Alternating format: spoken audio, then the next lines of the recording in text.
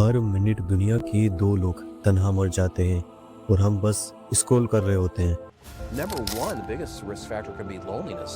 I just heard the World Health Organization, for whatever it's worth, has recently said that loneliness is an epidemic in itself. आज हम WhatsApp पे typing देखने के लिए वक्त निकाल लेते हैं, पर किसी अपने से पूछने का वक्त नहीं निकालते कि आप कैसे हो। What else do you know about me? That you're lonely. That you're lonely.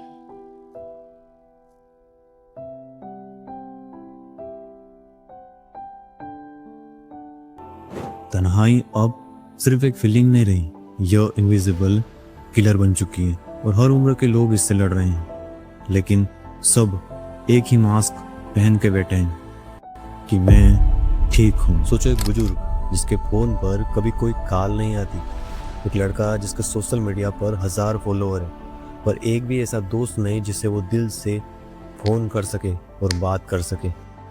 वो एक छोटी सी बच्ची जो प्लेग्राउंड में हर रोज किसी का नाम पुकारती है, पर जवाब कभी नहीं आता। ये कहानियाँ सिर्फ रैंडम स्टोरीज नहीं है, ये हमारे आसपास ही लिखी जा रही हैं। Story number 1, Savita Ghosh. Husband के जाने के बाद सविता जी बिल्कुल अकेली हो गई। उनके फ़ोन पर कोई कॉल नहीं आती थी, कोई पूछने वाला नहीं था कि आप कैसे हो। सोचो, सविता जी ने पूरी जिंदगी लोगों का साथ दिया, कभी माँ के रूप में, कभी पत्नी के रूप में, पर जब उन्हें किसी की ज़रूरत थी तब उनके पास कोई नहीं था। जब वो 2 दिनों तक घर के बाहर नहीं दिखी, तब लोगों को पता चला कि सविता जी अब इस दुनिया में नहीं रही। गोविंद पटेल, 74 साल के, शहर अहमदाबाद, रिटायर्ड। जिंदगी भर बच्चों को पढ़ाया, उनके आप फ्यूचर बनाया, पर जब रिटायरमेंट आया तो उनके साथ बात करने वाला कोई नहीं था। बच्चे अपनी ज़िंदगी में बिजी हो गए, पड़ोसी बदल गए और घर बिल्कुल खाली हो गया। गोविंद जी को डायबिटीज़ थी, दवाइयाँ थी उनके पास, डॉक्टर भी देखने आते थे, पर साथ देने वाला एक भी इंसान नहीं था। कोई उनकी आंखों में देखकर नहीं पूछता था कि आप कैसे हो। और एक दिन तन्हाई इतनी भारी हो गई कि उन्होंने अपनी ज़िंदगी खुद ही ख़त्म कर ली। पुलिस की रिपोर्ट में सिर्फ एक लाइन लिखी थी, He was broken by loneliness after wife dead 3 years ago. Story number 3, सरा निम्बोना।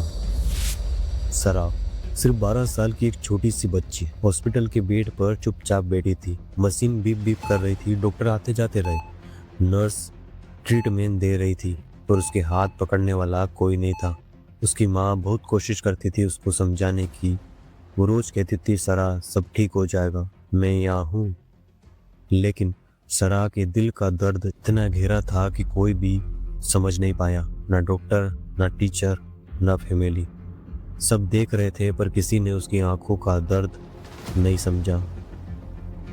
और एक दिन तन्हा इतनी भारी हो गई कि सरा चुपचाप हॉस्पिटल की बिल्डिंग के छत पर गई और बिना कुछ बोले सीधे नीचे जम कर दिया।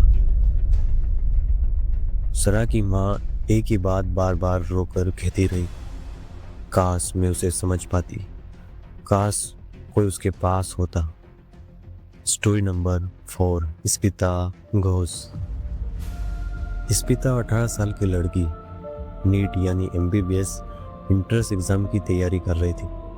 दुनिया की नज़र में वो बस पढ़ रही थी, पर अंदर ही अंदर वो टूट रही थी। बुक्स थी, नोट्स थे, सपने थे, डॉक्टर बनने का सपना, लेकिन सुनने वाला कोई नहीं था, ना दर्द समझने वाला, ना ही साथ देने वाला। और एक दिन जब प्रेशर और तन्हाई दोनों ज़्यादा हो गए तो स्पिता ने खुद को ख़त्म कर लिया। तन्हाई अब एक छोटी सी बात नहीं रही, यह एक डेंजरस डाइसेस बन चुकी है। WHO के नंबर कहते हैं कि लोनलीनेस की वजह से हर घंटे 100 लोग मर जाते हैं, यानी हर साल 8,71,000। सोचो कितना डेंजरस है ये मॉन्स्टर, जिसको हम सीरियसली ही नहीं लेते। पर सबसे बड़ा सवाल ये नहीं है कि लोग क्यों जा रहे हैं, सवाल ये है कि हम वापस कैसे लाएं इंसानों के बीच का कनेक्शन, क्योंकि इंसान के बिना अधूरा है। अगले एपिसोड में हम समझेंगे कि लोनलीनेस होती क्यों है, और कैसे 80 साल पुरानी हार्वर्ड की स्टडी साबित करती है कि अकेलापन सिर्फ दिल नहीं तोड़ता, ये हमारी ब्रेन और बॉडी को भी धीरे धीरे कमजोर कर देता है।